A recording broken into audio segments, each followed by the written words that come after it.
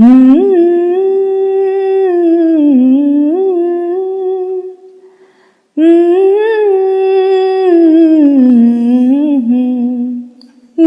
নানা মেঘ ছড়ানা দৃমতা নানা ভিজতে চাই ক্লান্ত মন শুকনো জীবন দে ভিজিয়ে দে আমরণ মেঘলা দিন বৃষ্টিহীন আর ভাল লাগে না দের নানা মেঘ ছড়ানা দৃমতা নানা ভিজতে চাই যাস না রে মেঘ সরে অন্য কারো আকাশে ভিজে হাওয়া আয় ছুটে ঘিরে থাক চার পাশে হো যাস না রে মেঘ সরে অন্য কারোর আকাশে ভিজে হাওয়া আয় ছুটে ঘিরে থাক চার পাশে মেঘ রাজা দেখিস তুই মনের কথা তোকে বলবই পর ঝরে অন্তরে দে ভিজিয়ে দে না দে রে নানা মেঘ ছড়ানা দৃমতা নানা ভিজতে চাই। বুকের মধ্যে বৃষ্টি নামে নৌকা টলমল কুল ছেড়ে আজ অকুলে যাই এমন সম্বল নেই নিকটে হয়তো ছিল বৃষ্টি আসার আগে চলৎশক্তিহীন হয়েছি তাই কি মনে জাগে পোড়ো বাড়ির স্মৃতি আমার স্বপ্নে মেশা দিনও চলৎশক্তিহীন হয়েছি চলৎশক্তিহীন বৃষ্টি নামলো যখন আমি উঠোন পানে একা দৌড়ে গিয়ে ভেবেছিলাম তোমায় পাবো দেখা হয়তো মেঘে বৃষ্টিতে বা শিউলি গাছের তলে আজানুকে এসে ভিজিয়ে নিচ্ছ আকাশ ছেঁচা জলে কিন্তু তুমি নেই বাহিরে অন্তরে মেঘে করে ভারী ব্যাপক বৃষ্টি আমার বুকের মধ্যে ঝরে মেঘ বিদূর বরষায় কোথায় তুমি মেঘ বিদূর বরষায় কোথায় তুমি মেঘ বিদূর বরষায় ফুল ছড়ায় কাঁদে বনভূমি ফুল ছড়ায় কাঁদে বনভূমি মেঘুমি দূর বরষায় কোথায় তুমি মেঘুমি দূর বরষায় পরুতীর হতে সুধা শ্যামলিম পারে যাত্রার অনির্বাণ স্বপ্ন এখনো বুকের মধ্যে জেগে আছে বক্ষ আজ তৃষিত তাই বর্ষা প্রকৃতির অপরূপ মোহিনী মায়ার মধ্যে অবগাহনের স্বাদ জাগে পথ হতে তাই সিক্ত জুথির মালা সকরুণ নিবেদনের গন্ধ ঢেলে আমরা আবার নিয়ে এসেছি ছন্দসী ভবানীপুর নাট্যগোষ্ঠীর দ্বিতীয় নিবেদন বর্ষাবরণ।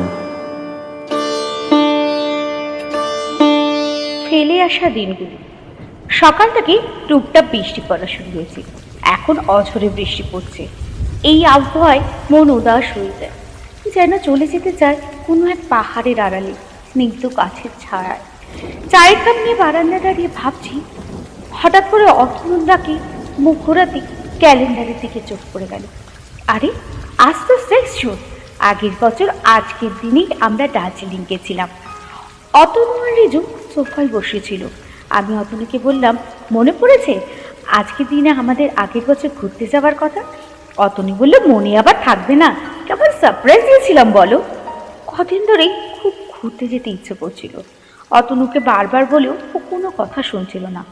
হঠাৎ করে সেকশন সকালবেলা অফিস থেকে ফোন করে বলল, তাড়াতাড়ি ব্যাগ গুছিয়ে নাও, আমরা আজ রাত্রের ট্রেনে দার্জিলিং যাচ্ছি। আমি তো শুনে প্রায় অবাক, কি বলছে ও? বললো তাড়াতাড়ি করো, আমি 5টার মধ্যে বাড়ি চলে আসবো, রেডি হয়ে থেকো কিন্তু। দার্জিলিং শুনে আমার তো আনন্দ আর ধরে না। আমার প্রিয় শহর দার্জিলিং, আমার স্বপ্নের শহর দার্জিলিং। তাড়াতাড়ি ব্যাগ গোছানো শুরু করলাম। সন্ধ্যা 7টা নাগাদ একটা ট্যাক্সি দেখে শিয়ালদার উদ্দেশ্যে রওনা দিলাম। ট্রেনে উঠে জানলার ধারে সিটে বসে যে কি আনন্দ সে আর বলে বোঝাতে যায় না। সকালবেলা আমরা শিলিগুড়ি পৌঁছলাম। ওখান থেকে গাড়ি ঠিক করে দার্জিলিংয়ের উদ্দেশ্যে রওনা দিলাম। কিন্তু মাঝ রাস্তায় গাড়ি খারাপ হয়ে গেল। মন যে তখন কি খারাপ হয়ে গেল কি বলবো। ড্রাইভার জানালো 1 ঘন্টার মধ্যে গাড়ি এসে যাবে। গাড়ি এলে আমরা 3 জন আবার রওনা দিলাম দার্জিলিংয়ের উদ্দেশ্যে। রিজু আর আমার আনন্দ আর ধরে না। সন্ধ্যে নাগাদ আমরা দার্জিলিং পৌঁছলাম, কিন্তু ততক্ষণে অঝোরে বৃষ্টি আরম্ভ হয়েছে। অতনু ড্রাইভারের সাথে হোটেলের খোঁজ চালাচ্ছে, আর আমি আর রিজু বসে আছে গাড়িতে আমাদের সমস্ত ভালো লাগা নিয়ে। অনেক ঘোরাঘুরির পর অতনু এসে জানালো হোটেল সমস্ত বুকড কোনো এক ফিল্মের শুটিংয়ের জন্য। অনেক কষ্টে একটা হোটেল পেয়েছে, সেখানেই যেতে হবে। হোটেলের রুমটা দেখে মনটা সত্যি খারাপ হয়ে গেল। অতনুকে বললাম কাল এই রুম চেঞ্জ করবে, এই রুমে আমি আর থাকবো না। শুনে বললো ঠিক আছে দেখা যাবে। তারপর ডিনার করে আমরা শুয়ে পড়লাম। শরীরও খুব ক্লান্ত ছিল, তাই ঘুমও খুব তাড়াতাড়ি চলে এলো। সকালে ঘুম থেকে উঠে জানলার পর্দা সরাতেই আমি অবাক। আমার প্রিয় কাঞ্চনজঙ্ঘা, সূর্যের আলোয় কাঞ্চনজঙ্ঘা চূড়ো পুরো জল করছে। কি অপূর্ব দৃশ্য! দৌড়ে বারান্দা ছুটে গেলাম আরো ভালো করে দেখতে। অতনুকে ঢাকতে গিয়েই পেছন ফিরে তাকাতে দেখি ও দাঁড়িয়ে দাঁড়িয়ে হাসছে, হাতে ট্রেতে 2 কাপ দার্জিলিং। আমাকে দেখে বললো কি গিন্নি কেমন সারপ্রাইজ দিলাম বলো। আমি আনন্দকে জড়িয়ে ধরে বললাম খুব ভালো। তারপর বেলার দিকে আমরা ক্যাভেন্ডার্সে গেলাম কফি খেতে। সেও এক অকল্পনীয় দৃশ্য। তার মধ্যে বৃষ্টি আরম্ভ হলো। পাহাড়ের ঢাল দিয়ে আমি অতনু রিজু হেঁটে যাচ্ছি মাথায় ছাতা দিয়ে। আমি যেন নতুন করে অতনুকে পাচ্ছি। পরের দিন আমরা ঠিক করলাম সাইট সিন দেখতে যাব। একটা গাড়িও ঠিক করা হলো। রিজুকে মেডিকেল লেকটা খুব আকর্ষণ করেছিল। এইভাবে হু হু করে 3 দিন যে কোথা থেকে কেটে গেল সে আর বলে বোঝানো যায় না। ফেরার দিনে আমার মনটা খুব খারাপ হয়ে গেল। মা, ও মামা, আমরা আবার কবে দার্জিলিং যাব? যাবো শোনা, খুব তাড়াতাড়ি আবার যাব। কি মজা দার্জিলিং! এই মেঘলা দিনে একলা ঘরে থাকি না তোমার, কাছে যাব কবে পাবো ওগো তোমার নিমন্ত্রণ। এই মেঘলা দিনে একলা ঘরে থাকি না তোমার, কাছে যাব কবে পাবো ওগো তোমার নিমন্ত্রণ। যুথি বনে ওই হাওয়া করে শুধু আসা যাওয়া, যুথি বনে ওই হাওয়া করে শুধু আসা যাওয়া। হায় হায় রে দিন যায় রে ভরে আধারে ভুবন, কাছে যাব কবে পাবো ওগো তোমার নিমন্ত্রণ। স্বরচিত শ্রুতি আলেখ্য পাঠ করছি রানু ভট্টাচার্য। বর্ষা কুমারী। সেই লক্ষ কোটি বছর আগে পৃথিবীতে প্রাণ সঞ্চার হলো, এলো ঋতু পরিবর্তন। গ্রীষ্মের আতপ্ত দিনগুলিতে মেঘের জন্যে জলের জন্যে মানুষের হাহাকার, ঈশ্বরের কাছে প্রার্থনা। আল্লাহ মেঘ দে, পানি দে, ছায়া দে রে তুই, আল্লাহ মেঘ দে।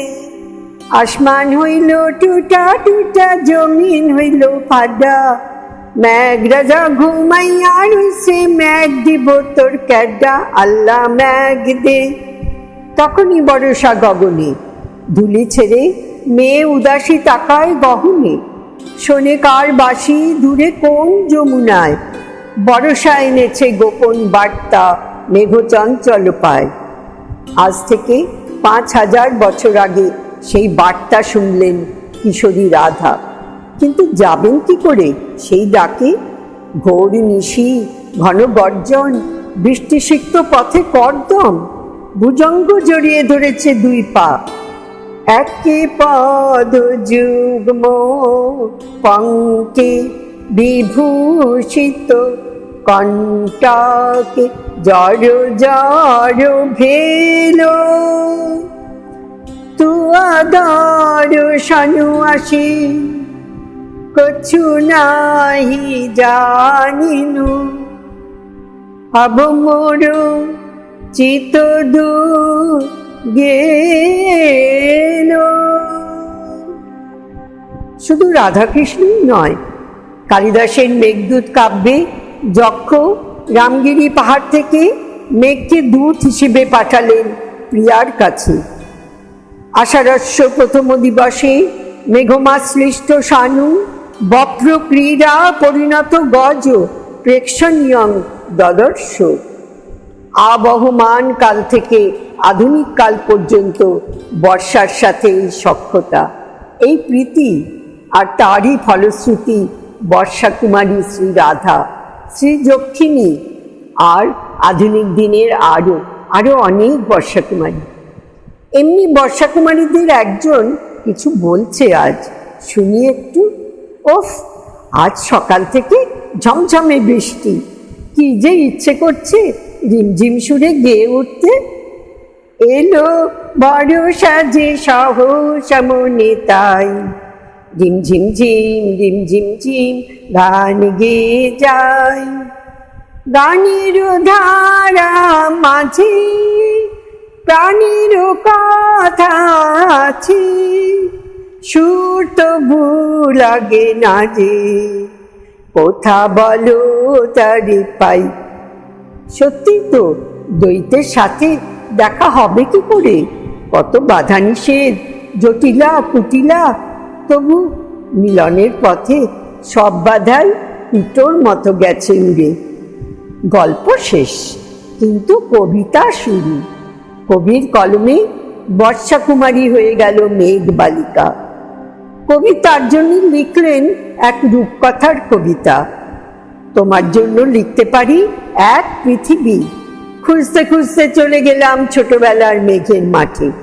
একজনকে মনে হলো ওরই মধ্যে অন্যরকম। এগিয়ে গিয়ে বলি তাকেই, তুমি কি সেই মেঘবালিকা? তুমি কি সেই? সে বলল, এখন আমি মেঘ নই, আর সবাই এখন বৃষ্টি বলে ডাকে আমায়। রিমঝিম ঝিম রিমঝিম ঝিম গান গেয়ে যাই, রিমঝিম ঝিম রিমঝিম ঝিম গান গেয়ে যাই। তোমাকে দিলাম। রচনা মন্দিরা দে। চায়ের কাপটা হাতে নিয়ে নীলাঞ্জনা বারান্দায় এসে দাঁড়ালেন। অঝোরে বৃষ্টি পড়ছে।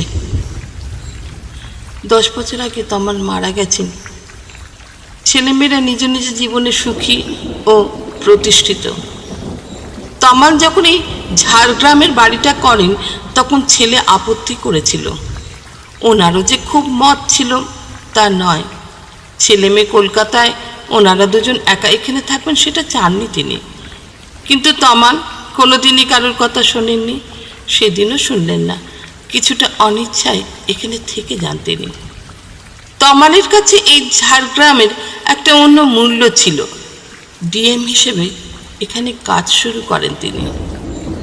কিন্তু আজ নীলাঞ্জনা এই ছোট্ট দোতলা বাড়িটা, ছোট্ট শখের বাগানটা ছেড়ে কোথাও যেতে চান না। বাড়ির প্রতি কোনায় কোনায় তার ভালো লাগা ছড়িয়ে আছে। তমালের সঙ্গে তার বিয়েটা সম্বন্ধ করেই হয়, খুব একটা মনের মিল না হলেও। 34 বছর সংসার করেছেন তিনি। 15 তাকে সেই 18, যে বৃষ্টির এক সন্ধ্যায় উপর ঝান্তে ভিজে এসে বলেছিল, আমার জন্য থাকিস। আজ মনে মনে তার জন্যই অপেক্ষা করে আছেন তিনি। কৌস্তবদা ডাক্তারি পড়তে চলে গেছিল বিদেশে। 3 বছর পর এই সম্বন্ধটা আসতেই তার মধ্যবিত্ত বাবা অপেক্ষা করতে চাননি। নীলাঞ্জনা মরিয়া হয়ে বলেছিল পড়াশোনাটা শেষ করে নিতে চান, কিন্তু বাবা রাজি হননি। এত ভালো সম্বন্ধ তিনি ছাড়তে পারবেন না। ছেলে এত বড় চাকরি করে, শিক্ষিত, দাবিবিহীন, বিয়ের পর পড়লেও হবে। যদিও বিয়ের পর তার পড়াশোনাটা তমালের প্রয়োজনীয় মনে হয়নি। সেই মতো 10 বছরের বড় তমালের সঙ্গে বিয়ে হয়ে যায় ওনার। আজ শ্যামলী দুপুরের পরই চলে গেছে।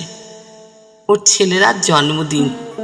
নিজে হাতে ওর জন্য কেক বানিয়ে দিয়েছেন তিনি, আর কিছু টাকা উপহার কিনে দেবার জন্য। বেল বাজলো হঠাৎ। অবাক হলেন তিনি। এত রাতে কারোর আসার কথা নয়। নিচে এসে দরজা খুললেন তিনি। একজন বয়স্ক ভদ্রলোক দাঁড়িয়ে বললেন, আপনাদের বিরক্ত করার জন্য খুবই দুঃখিত। আমার গাড়িটা খারাপ হয়ে গেছে আর মোবাইলের চার্জটা নেই একদম। যদি একটা ফোন করতে অ্যালাউ করেন তবে খুব উপকার হয়। আসুন। ইস, আপনি তো একদম ভিজে গেছেন। না না না, সে ঠিক আছে। নীলাঞ্জনা ল্যান্ডফোনটা দেখিয়ে দিয়ে হলের বড় আলোটা জ্বেলে দিয়ে ভেতর থেকে একটা তুয়ালে এনে দিলেন। ভদ্রলোক লজ্জিত হয়ে ওনার দিকে তাকিয়ে বললেন, ছি ছি ছি, আপনি আবার। মাথাটা ঘুরে গেল নীলাঞ্জনার। আজও তেমন আছে কৌস্তবদা, শুধু চুলে কিছু সাদা ছোঁয়া। কৌস্তব হাত বাড়িয়ে নীলাঞ্জনাকে ধরে ফেললেন। এটা তোর বাড়ি? বুঝতে পারিনি। পারলে আসতে না? কৌস্তব হাসলেন। আসা উচিত। আমি যে আজও তোমার অপেক্ষা করে আছি। তবে 10 বছর আগেই বললি না কেন? কি করে বলবো? যেমন করে সেই বৃষ্টি ভেজা রাতে আমাদের বাড়ির ছাদে বলেছিলি। পারলাম না কৌস্তবদা, চেষ্টা করেছিলাম। তুমি আজও আমার জন্য পাগলি একটা। লোকে কি বলতো? কটা দিন আর বাকি আছে জীবনের? লোকের কথা আর নাই বা ভাবলি? বট দেরি হয়ে গেছে যে। দেরি কোথায় নেই, আমি তো আজও 22 আর তুই সেই 18।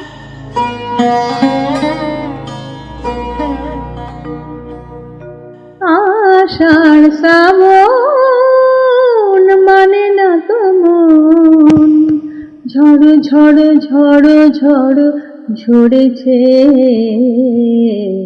তোমাকে আমার মনে পড়েছে, তোমাকে আমার মনে পড়েছে। আষাঢ় শ্রাবণ মানে না তো মন, ঝড় ঝড় ঝড় ঝড় ঝরেছে, তোমাকে আমার মনে পড়েছে। আমি সমশ্রী অধিকারী। বর্ষাকে নিয়ে 3 জন বিশিষ্ট কবির কবিতা নিয়ে আমি একটা কোলাজ করার চেষ্টা করেছি।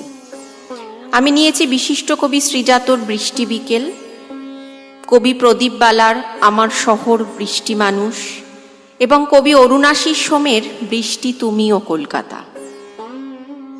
আমার প্রথম কবিতা আমার শহর বৃষ্টি মানুষ, প্রদীপ বালা। বৃষ্টি নামুক, বৃষ্টি নামুক, বৃষ্টি নামুক, ধুয়ে মুছে সাফ হয়ে যাক ময়লা যত, দুটো শরীর ভিজে ভিজে হচ্ছে সারা, ভিজছে আরো শরীর জুড়ে শত ক্ষত। কত কথাই লুকিয়ে থাকে মনের ভেতর, কত গ্লানি ধুয়ে যায় বৃষ্টি জলে। এসব নিয়েই জেগে থাকে আমার শহর, বহন করে কত কথা বৃষ্টি জলে। এমনি করেই দুঃখ বাড়ে রোজ বহরে, বৃষ্টি ভিজে চুপসে যায় ইচ্ছে ফানুষ। কত জনায় ভিজছে বসে এই শহরে, সবাই তারা বৃষ্টি মানুষ, বৃষ্টি মানুষ, বৃষ্টি মানুষ। আমার পরের কবিতা বৃষ্টি তুমিও কলকাতা, অরুণাশিস সোম। তোমার ভিতর এক হাঁটু জল জমা, হাঁটছি আমি সঙ্গে নিয়ে ছাতা, ঝগড়া শেষে ঠোঁটই বলে ক্ষমা, বৃষ্টি হলে এটাই কলকাতা।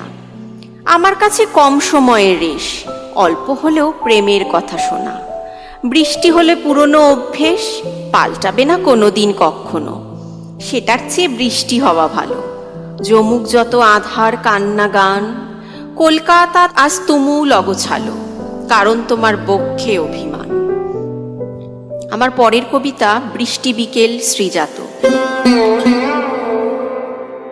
বিকেল বেলা ভাঙা ঘুমে পর, এক কাপ চা ধোঁয়ায় ঢাকা ঘর, দুপুরে খুব বৃষ্টি হয়ে ঝিম, দূরে যত বাড়ি টিম টিম, কেমন একটা ভিজে মতো মন, মুখ থুবড়ে বন্ধ আছে ফোন, পাড়ার মোড়ে মাথার গিজ গিজ, গাড়ি টানায় পিছল ওভার ব্রিজ, ভাঁজ ফতুয়া ঘুম পাজামার বেশ, বৃষ্টি থেকে উঠেই এ কোন দেশ, ঠান্ডা হাওয়ায় মনে পড়ার ছল, কোথাও কোথাও দাঁড়িয়ে গেছে জল, রিকশার ভেপু মন কেমনের সুর, কলেজ ফেরত মেয়েরা চুরমুর, জানলা খুলে এমনি বসে চুপ, থমকে থাকা মেঘেরা বিদ্রুপ, যা গেছে তা গেছে জানি, যাও এমন বিকেল অনন্ত হয় তাও, চোখের কোণে যেটুকু চিকচিক, তুমি এলেই সরিয়ে দিতে ঠিক।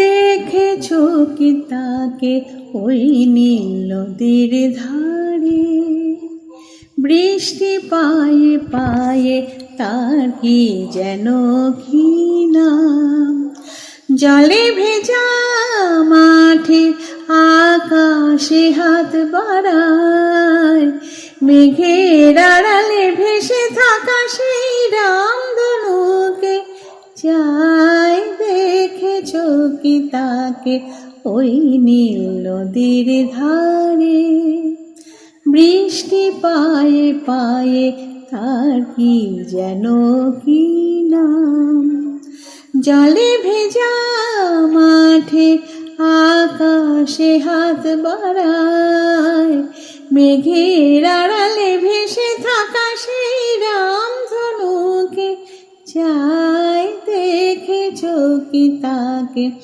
ওই নীল নদীর ধারে। এই বর্ষায় বৃষ্টি হবে না তা কি হয়? বৃষ্টিতেই তো আমাদের মন ভালো করে দেয়। আবার এই বৃষ্টি কখনো কখনো আমাদেরকে নতুন কিছু শিখতে শেখায়। চলুন আজকের এই বৃষ্টিতে একটি অনুগল্প ছবি, মলয় হালদারের লেখা অনুগল্প ছবি, পাঠে আমি সৌভিক সেন। শুরু করার আগে ছন্দশ্রী ভবানীপুরের সকলকে আমার শ্রদ্ধা এবং ভালোবাসা। এখন অনুগল্প ছবি। বাইরে অঝরে বৃষ্টি পড়ছে। আপনারা কাজ করুন তো, জানলাটা একটু খুলে দিন তো আপনাদের। হ্যাঁ খুলুন খুলুন। দেখছেন দেখছেন দেখছেন জানলা দিয়ে বাইরে কেমন বৃষ্টি পড়ছে দেখছেন? দেখুন দেখুন ওই দেখুন, ইলেকট্রিক তার বেয়ে কিরকম জলেদের একমুখী দৌড়। বাহ, দারুণ লাগছে না? ওই দেখুন একরাশ বাতলা পোকা কিরকম উড়ছে, দেখুন দেখুন দেখুন কিরকম উড়ছে রে ভাই, দারুণ লাগছে তো। আরে আরে আরে, কোথা থেকে একটা লাল বুলবুলি উড়ে আসছে। আয় আয় আয় আয় আয় আয়, পুষ পুষ পুষ পুষ, বসেছে বসেছে বসেছে। দাঁড়া দাঁড়া দাঁড়া, একটা করে পোকা ধরছে, আবার তারে এসে বসছে। বাহ, দারুণ তো। এবার দেখি দেখি কি করবে। আরে পাখিটা তো আর উঠছে না, কি করছে ওটা, কি করছে? পালকে মুখ গুঁজে, ও বাবা, ধ্যানে বসছেন মহারাজ। বাহ, পাখিটা এবার ধ্যান ভাঙছে, হ্যাঁ ভাঙছে ভাঙছে। এবার কি করবে? আরে ডানা ঝাপটাচ্ছে। দেখুন দেখুন দেখুন দেখুন, অজস্র জলবিদ্যুতে কিরকম কিরকম একটা কুয়াশার বিভ্রম। দারুণ লাগছে না? দারুণ দারুণ। কি যা যা যা যা যা যা যা যা, পাখিটা এবার উড়ে চলে গেল। তখনও কিন্তু বৃষ্টি পড়ছে, বাতলা পোকারা হ্যাঁ উঠছে উঠছে উঠছে। আচ্ছা, এই যে ছবিটা দেখলেন আপনারা, এখান থেকে কিছু কি পাওয়া গেল? আপনাদের বলছি, যারা শুনছেন, হ্যাঁ হ্যাঁ আপনাদের আপনাদের কিছু কি পেলেন আপনারা? আচ্ছা বেশ বেশ বেশ, আপনাদের ব্যতিব্যস্ত করবো না, আমি বরং একটু বলে দিই।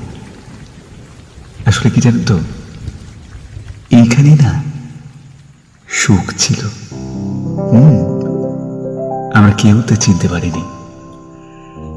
আসলে সত্যি কথা বলতে, এই সুখ ব্যাপারটা না খুঁজতে হয় না, সুখ চিনতে হয়।